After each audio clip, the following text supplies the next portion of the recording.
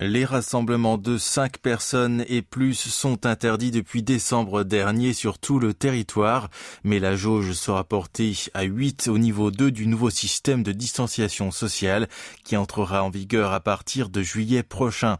Les membres de familles en ligne directe n'entrent d'ailleurs pas dans ce calcul.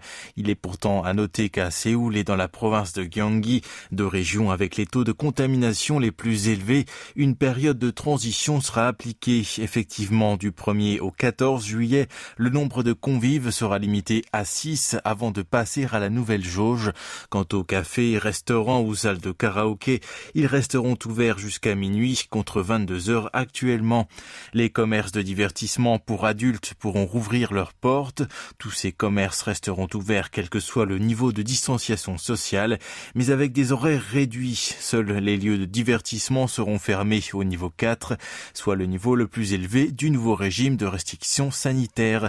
Par ailleurs, les collectivités locales pourront choisir le niveau de distanciation sociale à appliquer, et ce selon la situation pandémique au niveau local. D'autre part, la vaccination de la population âgée de 20 à 50 ans n'a pas encore débuté et le risque de propagation de variants reste non négligeable, d'où des voix alarmantes qui affirment qu'un relâchement des gestes barrières serait prématuré.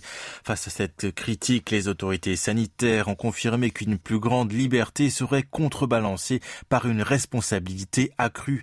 Les contrevenants seront ainsi privés de toute aide financière d'une part et seront sujets à des amendes ou contraints à verser des indemnités d'autre part.